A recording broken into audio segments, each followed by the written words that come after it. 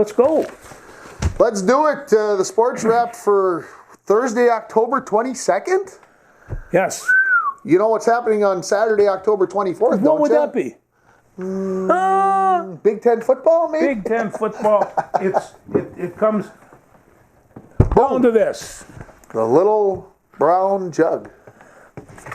You know, it would be. I remember one time we were watching Little Brown Jug game with my grandson, and we started singing, "Ha ha ha, he, Little Brown Jug, oh I love thee." Well, Alex got to liking the song, and he was singing it all the way home, and the mom and dad couldn't figure out what he was singing, and he come to the Little Brown Jug, and I'm thinking, well, maybe, but hey, I always liked the Little Brown Jug game. Yeah. We don't get a chance to beat Michigan very often, but I was there to bear witness to 1977 16-0 whipping that Cal Stoll put on those guys, and you always hope that there could be a redo. 1986. Of course, I think I remember a game maybe in like 2000. Don't quote me on this year. 2005, I think. And I think we had a home game against Hermantown.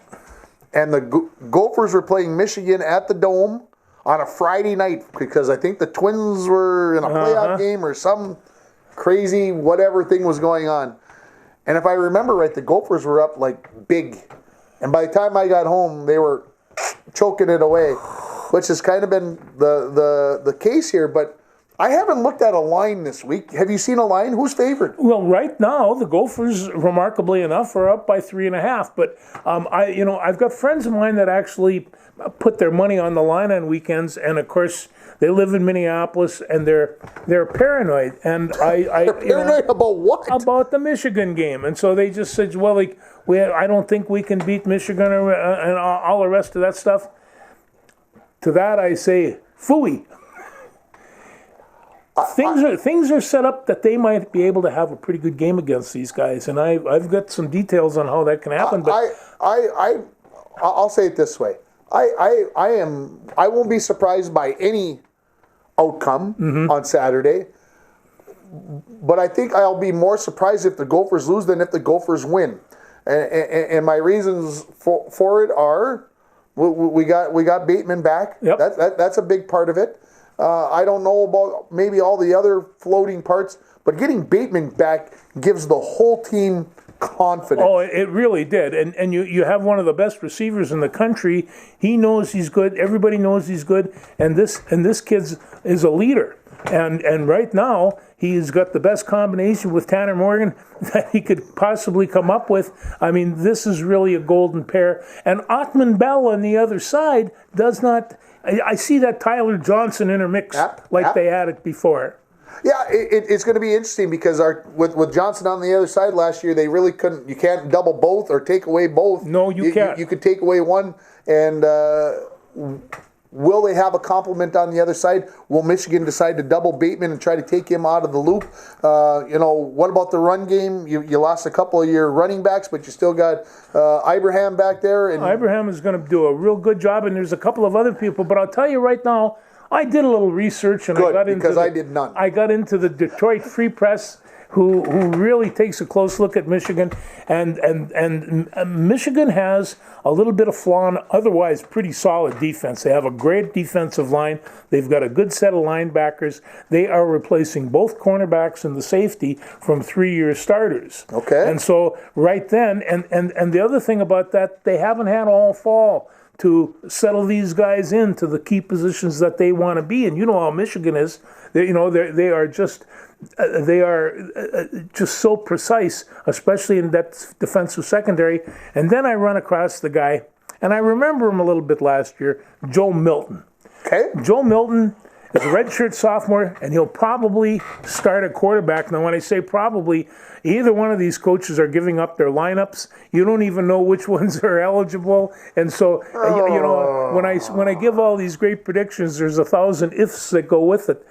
But Joe Milton, redshirt sophomore, probably be the starting quarterback. Milton is a big man with a big arm, and he's been compared to Cam Newton. And Wolverines fan suggests this, that Harbaugh has not really ever had a star quarterback. And you think about the 5 years he's been there, he really hasn't. He's had some can I butt in on that? Sure. Why do you think he hasn't had a star quarterback? Well, because I don't know, maybe nobody wants to go play for him. Well, that might be part of it. But I don't think they're bringing in the right kind of quarterback. They're trying to take a kid and fit him to a system rather than and saying, well, here's the system we run, you got to do this. Rather than looking at the guy, I don't think they do a good job of saying, hey, this kid can do this. These are the kinds of things that we should do. They're kind of saying, you're going to run our stuff rather than, well, hey, you throw the, look at Morgan. What did Morgan do really good last year? Nice short passes. Boom. Throw the deep ball every once in a while. But run that RPO. Boom. Throw the ball. They found something that worked with him. It just seems to me, and I could be wrong on this, but it just seems to be Michigan is trying to fit a square peg in a round hole with their quarterback. And that very well could be. But now listen, Harbaugh is 47-18 in his career at Michigan. The Blue and Maize faithful are not happy. That doesn't seem possible that he's 47-18. And you know why they're not happy? Because he can't beat Ohio State, but 0-5 against Ohio State. So they're talking about if this is the year that he can't, crop up in the top 10 thereabouts, or he can't, beat Ohio State. They're going to be looking for another coach. I'm surprised they haven't been looking for another coach already. No. The only reason because he's a Michigan guy that they've given him some grace. So tell me where would be another Michigan guy that they could pull in there. Yeah, Tom Brady. Yeah, that might be one. But you get this rumor that they're eyeballing PJ, and so it's one of the things that sometimes you wonder whether or not this little brown jug game is really all about. I don't know that any of that's going to happen, and that's great articles in the paper. Everybody says PJ Fleck and all these other coaches would leave for bigger and better jobs. I don't think Harbaugh has any place else to go but besides the pros. I agree. Here's the point I want to make about PJ. The Gophers just invested $1 jillion into their facilities. Yeah. I don't care where you go. I don't know if the facilities are going to get much better than what the Gophers have. No, now, you might have better weather. You might have better whatever. You might have better tradition. Ohio State, blah blah blah. So I know a lot of people are worried about PJ Fleck leaving, but I don't see it happening. I think he has said, Western Michigan. Yeah, we took him and we made him really good, but that's MAC football. I'm in Big Ten football now. Maybe he might go to the SEC. Maybe he might decide to leave for I have no doubt that PJ likes it here, and he's got this row the boat thing working for him, and it's the best Gopher football I've seen in a long time. So I suspect it'll probably work out real well. But everybody loves that speculation, and face it. Coaches are on the market constantly, and if you're not on the market, somebody is wanting to put you on the market. So it's a very money-making type situation. Now, this is the 104th meeting for the Little Brown Jug. It started in 1903. Eddie Yost, he did not have a water jug, so he sent somebody over to Dinkytown, and he got himself a big old crock jug. Filled it full of water. The game was over. They left the field. They left the jug. And that's where that whole thing started. And, Michigan leads 75-25-3 in this series. The Gophers got to win till I'm dead, and they still won't be ahead in the series. Yeah, and the rest of my life to boot. So, it's like, it's one of those really super strange things. The 1918 game was canceled. because of the Spanish flu? No, it was because of the war effort in World War I, and they didn't think it was right to play these games. And but there were restrictions in 1918, masks, no conjugated groups, everything that you see right now was happening in 1918, and so they just canceled the whole affair. They came back in 1919, and the Gophers just whooped their butt, 34-7. They carved this, they painted this on the little brown jug, and then the next year, Eddie Yost came back, and as the article in the paper, Yost gets his yug back, and so. But they've been fighting over it ever since, and there's really nothing like watching the Gopher football team run over to the other bench and pick up that jug. Yeah, the same can be said about the Yaks and Floyd of Rosedale. Yeah, who I've actually got to hold in a winning situation. Oh, that's right, you did. We put some Zuba shorts on him. Yeah, because Zubas were big back in 1990. I remember them. They were ugly. We did. Yeah. Anyway. So look, I'm looking for three things from PJ. Number one, can he find replacements for that secondary? Because I don't know if you watched Antoine Winfield play last Sunday. I did not. I'm telling you would have been proud.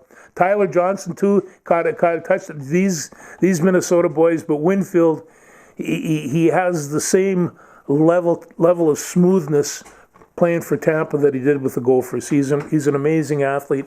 But I'm not so sure that they don't have some replacements for these guys. Jordan Howden, he was an outstanding defensive back, led the team in tackling last year, and he's got Coney Duff and Ben St. Just, and these guys.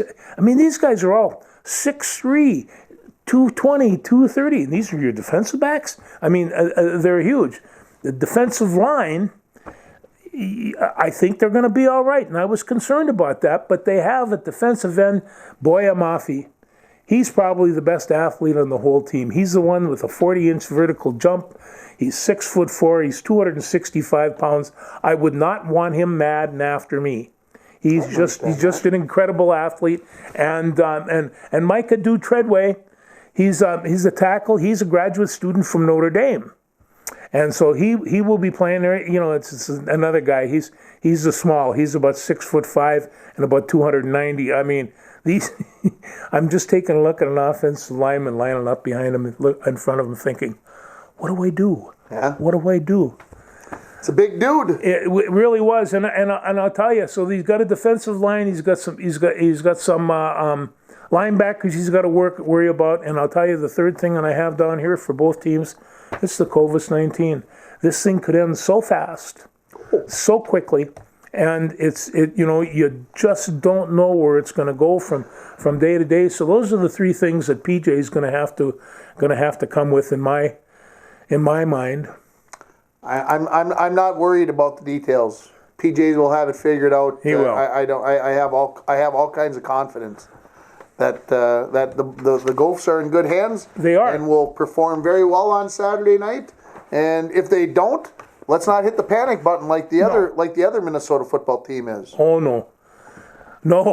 But if you want to talk about the other Minnesota football team, they after watching them last Sunday, they deserve what they got. I mean, if you would have won that game, you'd say they won, but they didn't deserve it. Well, they got their butts whipped, and they deserved it. They just played that poorly, and it's one of the things about it is what the heck was my friend's name here? That's Ezra Cleveland. Ezra Cleveland. They moved him over to the right guard. Ezra is one of those 6'7", about 3 1/4 guys. And you take a look at them, he looks just lean. A rookie from Boise State, and he's going to be a good one, but they've really been taken just to slaughtering in that. Yeah, playing line. Guard is different than playing tackle. It is. It's a different animal. It's a different skill set. And I'll tell you, going from left side to right side is no easy chore either. And people figure, well, what's one over the other? And it's and that's of course we talk about our offensive linemen back in the day. We flip flop. But our kids were used to it. Yes. They did it that way. I'll say it this way about the Vikings game. Probably the worst Vikings game I've watched in my memory. Now, I didn't watch them when they played played Indianapolis, and a lot of people said Indianapolis was pretty bad. I watched about half. I watched maybe a little bit into the third quarter, and then I absolutely said, I cannot watch this anymore. I do not need this kind of stress. It was my birthday. I deserved to sit down and watch a good football game. You did. And that thing was absolutely, utterly pathetic. Almost to the point, and hear me all the way out on this. I know NFL teams can come in and scheme you different. You know, Atlanta got a new coach. You know that meant the boys were going to play a little bit harder, and they probably did things differently with a new head coach, changed their focus offensively, defensively. So I think there's that part of it. But to me, it almost seemed like the Vikings were unprepared mentally to be in that game. Considering some of the things that happened the week before, I agree. And it's just, did you not learn? Or were the situations such that fate had you by the nose? I mean... And I think here's what upsets me. I missed the first interception. Atlanta was just going in to score. Mm-hmm. If I remember right, I think the score was 10-0 or 13-0. Whatever. Yeah. The Vikings get down to the 2-yard line. That's the one. They get down to the 1-yard line. And guess what Zimmer has to say? Well, I didn't screw up last week at Seattle. I went on 4th down, and I'm going to prove to everybody I can score here. No, you should have your butt fired. You take your 3 points, you make it 13-3, you kick off, and you play defense, and you get the ball back, and you score, and you make it 13-6 or 13-10, and you stay in the ball game. Instead, you don't get it. Now you're down 13-0, and then they go out and get all kinds of confidence because they stopped you. And now they go out and score, and now you are in trouble. Well, and it's just like what he did in effect was do this very same thing that he was criticized for doing the week before, and that's kind of how it came down. And then the whole team deflated from that point. Yeah. They just folded up. You could watch it. Yeah, and it's hard to see that in professional teams because usually, they don't even know that they're being deflated, and it was really hard to watch. I agree. And it was a good thing I enjoyed the Green Bay, Tampa Bay, the Bays. Well, yeah, you got to see Green Bay get beat for the first time. So I enjoyed that. I could understand that. Yeah. So what do you make of what the Vikings did today with the trade of Ngakoue to Baltimore? What does that tell you? Well, I don't know. I'm not sure what they got for him. I was really kind of surprised. They got a 3rd round pick and a 5th round pick. Well, apparently they're going for the future because they really need work on that defensive line the way it is right now. So the Jaguars had issues with him. He didn't want to sign. He was a problem child. We decided we're going to take a chance on him. And 5 weeks... figure that went down? And 6 weeks later, we're getting rid of him. So is he a problem child that we didn't even want him around? I don't know. Or was Baltimore in need of a pass rusher, and the Vikings said, okay, we can take a couple picks and use that, and we're no worse for wear. Hey, the Ravens are the top ranked power team there right now. So they're adding him, and so we'll see what happens there. But what I think is the Vikings have said, look, we are 1-5, and we aren't going to get any better. So let's start trading off some of the assets that we have, and let's start, as you said, building for the future.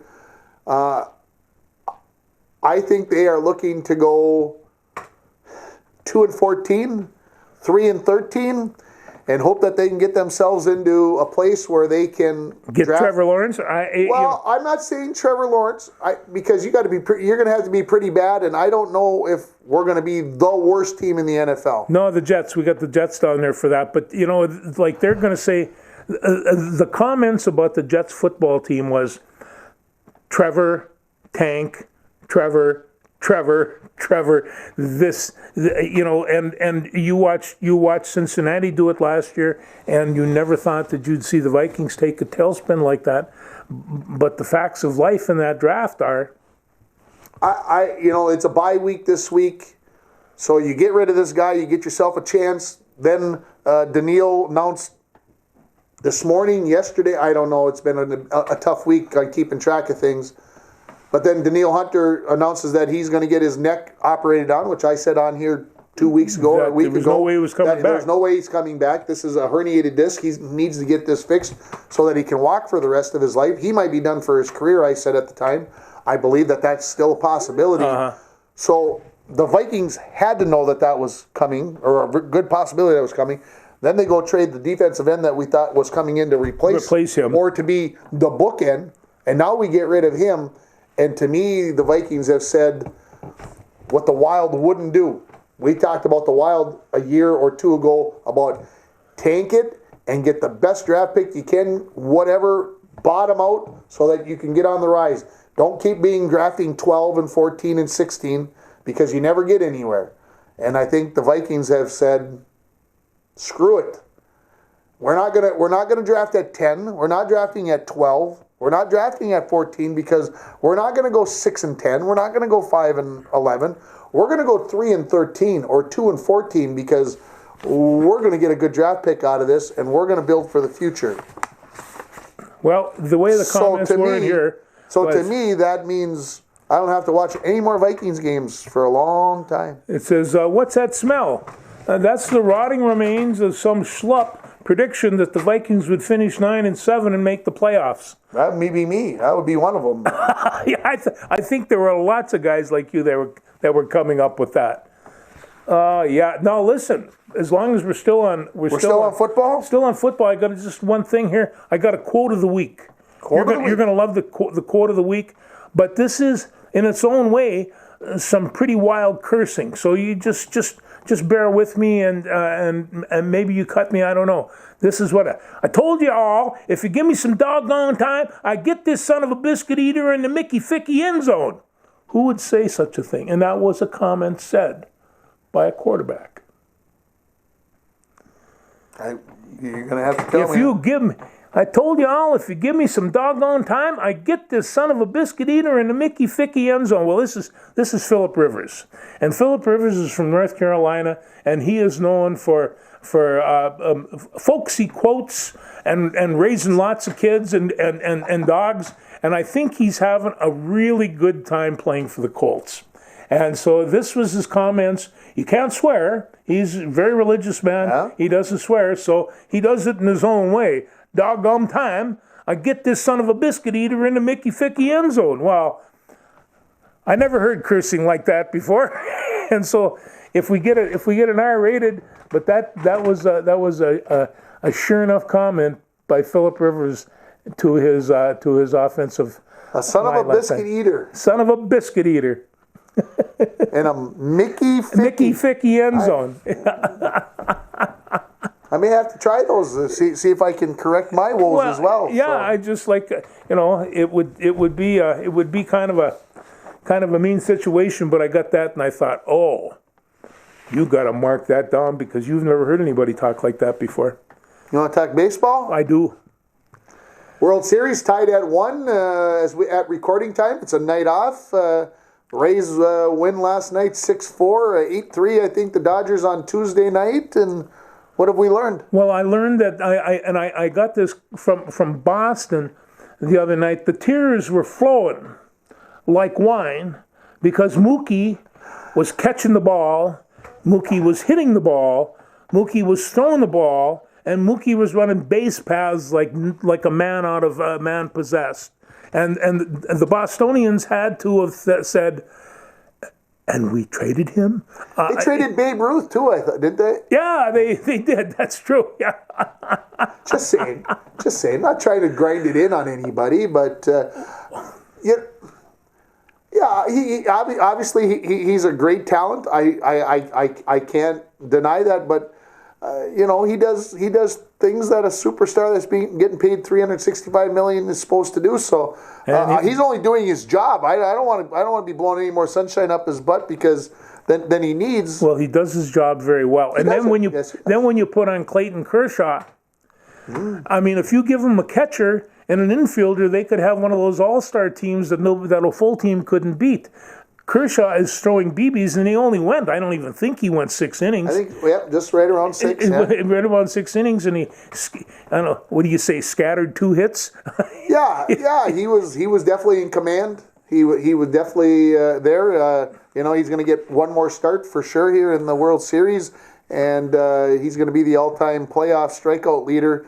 Like I said, he's got a great curveball. I was watching the post-game show Tuesday night on FS1, and they were talking about the fact that if he comes up with a changeup, because he's got the slider, the curveball, and the fastball, if he comes up with a changeup, he'll pitch for another 15 years, and he'll win countless numbers of games. So, yeah, Kershaw's a great pitcher, and Blake Snell's not too shabby for the Rays. There are so many 100-mile-an-hour pitchers on this thing. It's hard to imagine. So they say, well, he throws his fastball 99 or 100. Well, what's his changeup come across at 89? Well, that's that's still cooking. That's still cooking.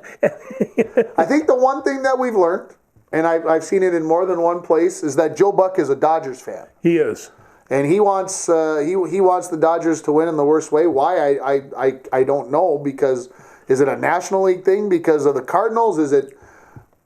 I don't know what it is, but it's prevalent. You can tell it in his voice, and I think that's what annoys a lot of people about Joe Buck, because he seems to pick a favorite before the game, and then he plays up that game on who he thinks should win. Or I don't mind Joe as much as you do. I've been to his bar, but I really liked his dad.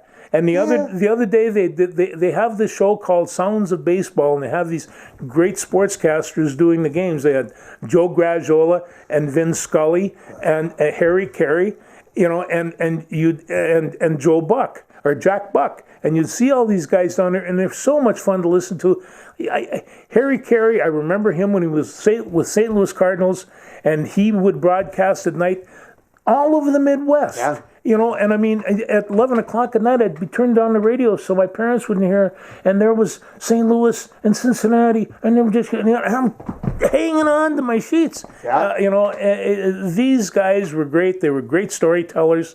Joe Gragiola lived across the street from Yogi Berra. Yeah. And he says, generally, somebody that makes it into the pros, you're the best ball player, at least in the neighborhood. I wasn't even the best ball player on the block. Yeah. And those guys grew up together, and so they tell those stories. But hey, you get these guys, and that's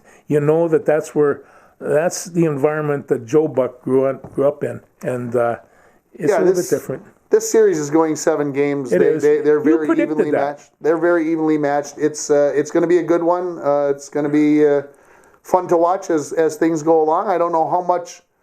Saturday night, obviously they're going to be playing at the same time. The Gopher football game is on at 6:30 on Channel 10 on ABC. So I'm probably not going to watch much of that on Saturday night. Tomorrow night, probably not going to get to watch much of that high school football going on.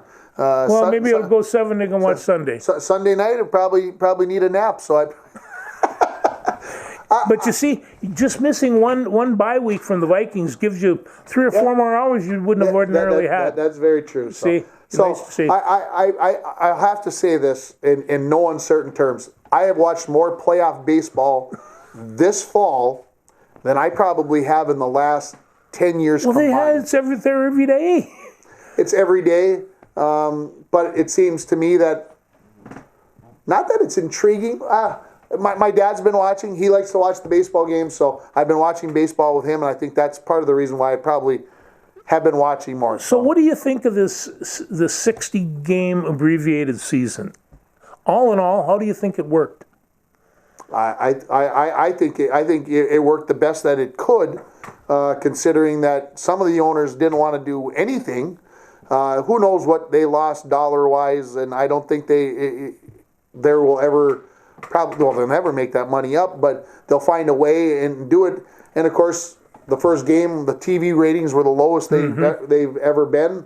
So people aren't necessarily watching these games.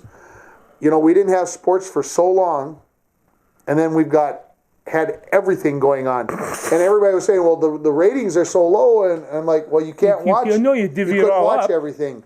you have to take nights off. So I don't think it's because of the teams. I think it's the nature of the beast. I don't think people are not watching because it's not a good product.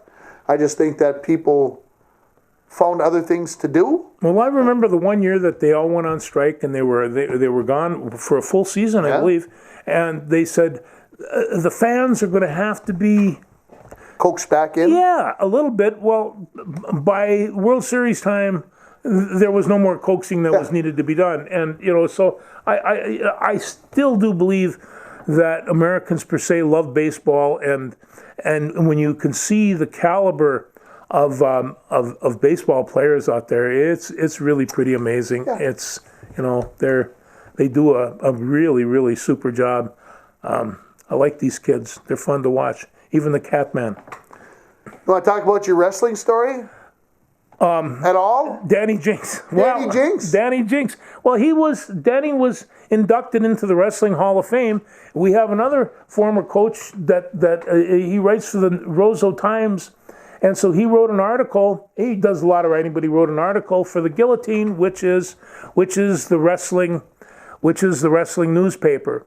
And so they put an article in there. I had no idea he was doing this, but anytime you have a conversation with Jeff Olson over in Roseau, chances are it's going to go in the paper. Sure. And if you take your picture, chances are that's going to go in there as well. So he did. And he did. And so go to theguillotine.com and you can see George's picture in the article on Dan Jinks. And it was a good story about his weight issues, and which of course I have a little that I can whatever. He's twice the size of you. Well, not anymore. Not anymore. No. Not anymore. He's not. No, and Jinxie's a great guy, but just like you always got an excuse why not to fix something. That's right. And he got it. He's got it hopefully under control, and hopefully he can keep doing.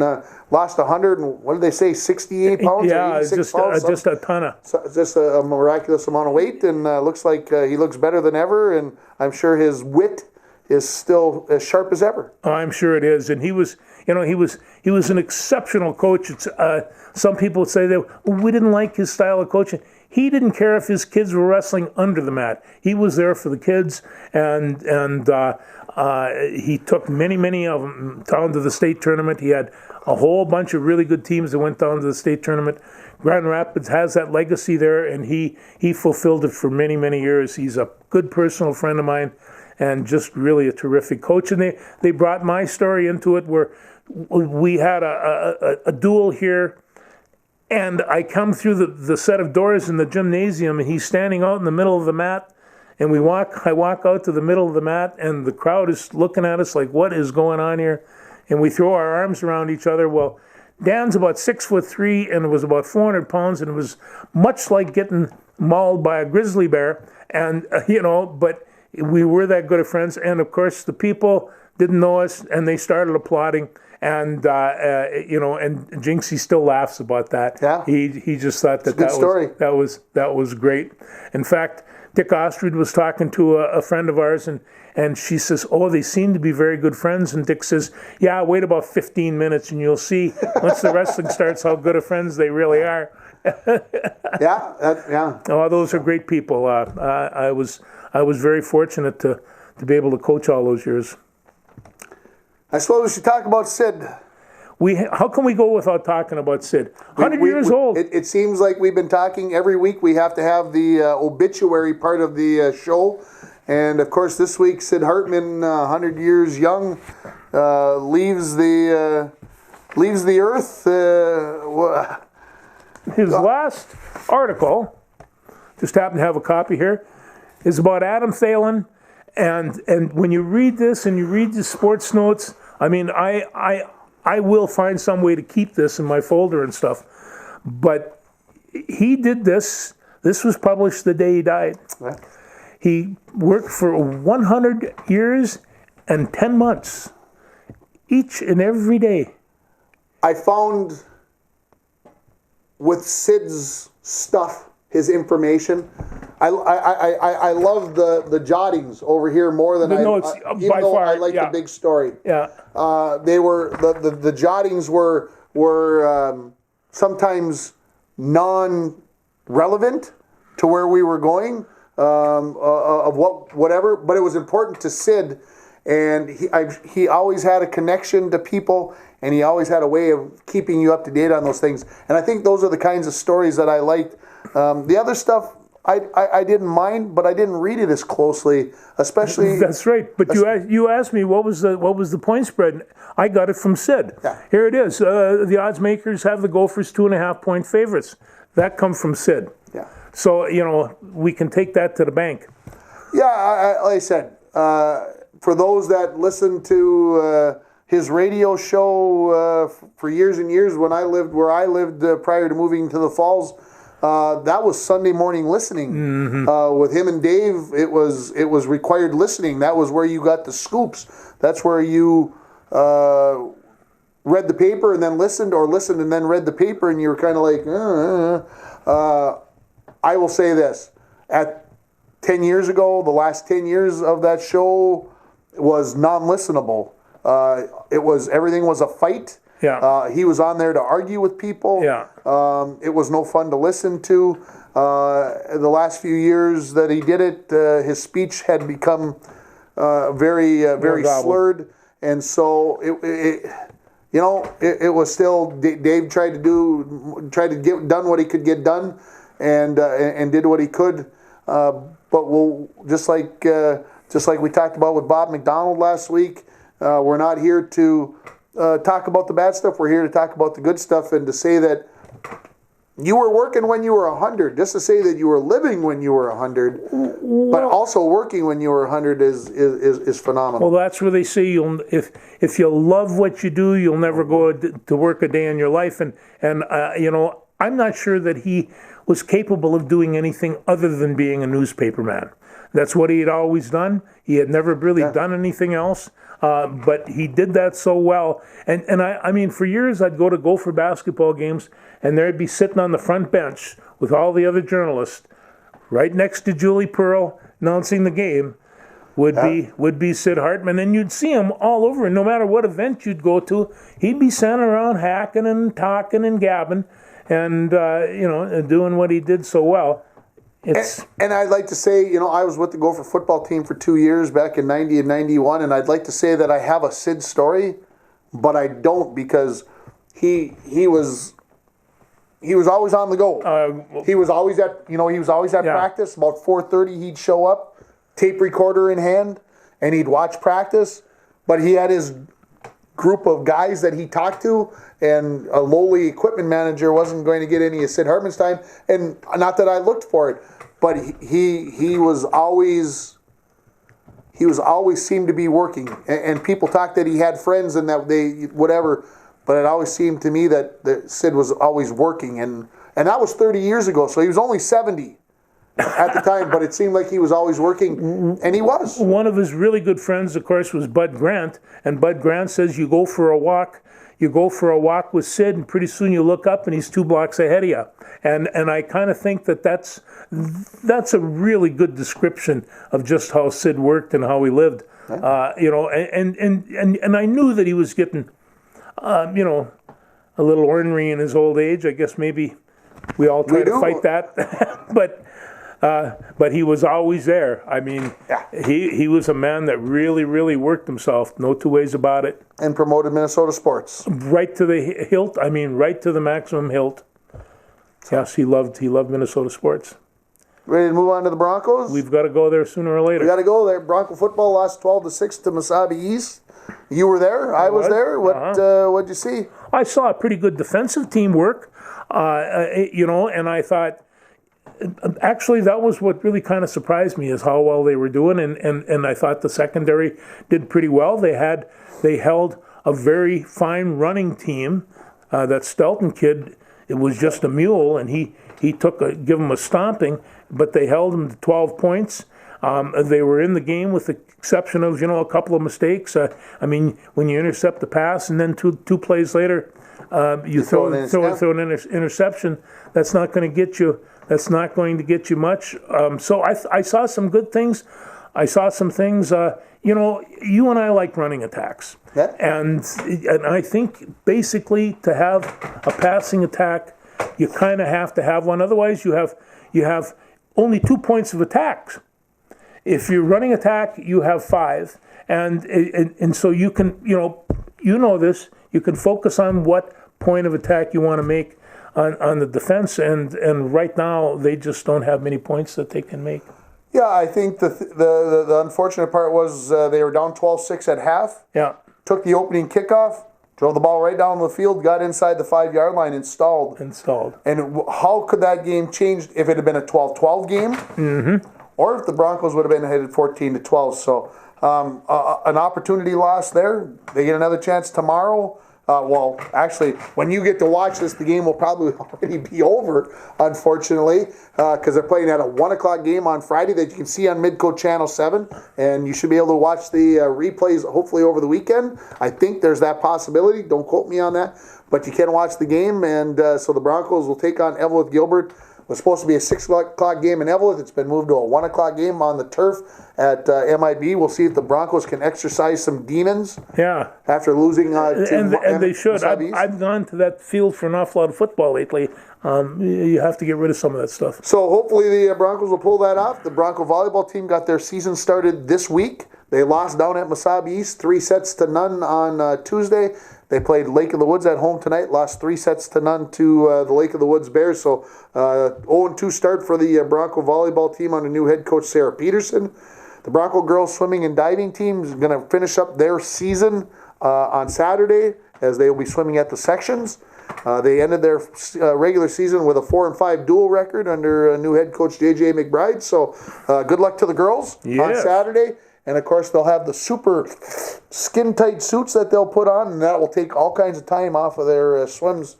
And so hopefully these full body suits? Oh, they only can go down so far, but they're so tight, it takes the girls like 10 minutes to put them on. And it just compresses everything, and you just slide right through the water. These suits are amazing. So we'll see what the girls can do this weekend. Good luck to them as they swim at sections. Anything else before I talk about Bronco Classic football? There's going to be a lot of college games on Saturday, and it just kind of keep an eye on isn't there? Well, no, it starts at 11. I haven't even looked, George. No, fill us in, please. Well, I think Ohio State and Nebraska play at 11 o'clock on Saturday, so we'll start there. And Nebraska is going to get beat by 40 points. We'll see, but 40 points. That could pickle that predictions for you. Nick Olson. 40 points in the horseshoe. They are going to get slaughtered. Ooh. Georgia Tech got beat 77-6 last week? Oh, they did. 73-6? They got beat pretty bad. It's going to be ugly. Nebraska's going to get tortured. Who else? Let's just take a look down here. Like I said, I have not even looked. It's been a tough. Well, like I say, it starts off with Michigan. They got Rutgers and Michigan State. There is. Look and see this. I got this print so small. Let me see what I can come up with. Yeah, right down here. Wow, that is small. Holy smokers! Clemson, Syracuse, Alabama at Tennessee, Notre Dame at Pittsburgh, Iowa State at Oklahoma State. That might be worthwhile. I would probably watch some of that. Number 16 SMU at number 9 Cincinnati. I can't even believe those two teams are in the top 25. So Cincinnati's got a very good team. Yes, they do. Big Ten, Nebraska at Ohio State, Iowa at Purdue. Purdue's head coach has got COVID, so he won't even be there. Penn State's at Indiana. That's a snorer. Maryland at Northwestern. That's a snorer too. So the Big Ten game, the only one to worry about is Michigan and ABC. ESPN got it right. They put that game on Saturday night.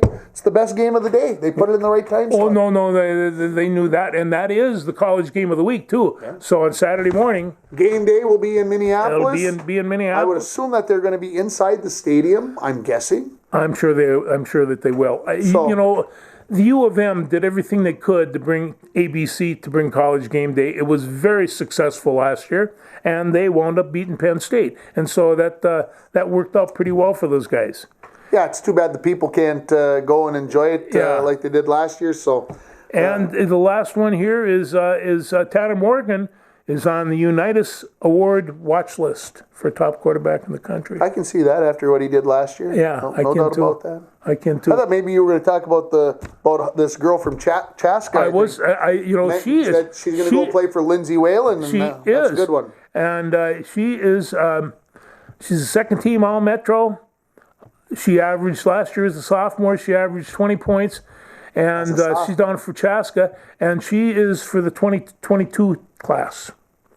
But they've already got her pegged. She's a junior down there, and I think she is really a super duper. Good. Hopefully things will turn out right. You know, when you see Lindy Whalen talks about her program, man, there's as much emotion and as much energy in there as there is in Flex or Patinos or any of the rest of them. These kids are high energy, and I'm hey, she's going to be very successful. There's no two ways about that in my mind. I think the NCHC maybe announced. I don't think we talked about it last week, but they're going to go pod. They're going to go inside the. They're going all. Everybody's going to Omaha, and they're all going to get in the bubble. They're calling it a pod, and they're going to play. All 8 teams are going to get there when they're on break from school, December 1st, and they're going to start playing games, and they're going to play them out and stretch them out over this 3-week period, and so you get to play everybody. So it's going to be an interesting start. So the top 8 teams, all 8 teams, all 8 teams in the NCHC will head to Omaha, and they'll stay there for 3 weeks, and they'll practice and they'll play and they'll do everything in Omaha, and then after they come back in January, then they'll start playing in their home arenas, and then we'll see if Tim gets to go watch UNB at home, maybe. Well, I sure hope so. I don't know if they, even if they let, 7,000 people get into Amsoil, if they let 250 people in, maybe my name might get pulling out of a hat to get in to watch them live. Well, there's a lot. I mean, Clemson played in front of I don't know. I think there was 25,000 people last week. That's outdoors, and it's outdoors, and it's only a fourth filled. Yeah, I mean, true. These stadiums are huge. They are. Yeah.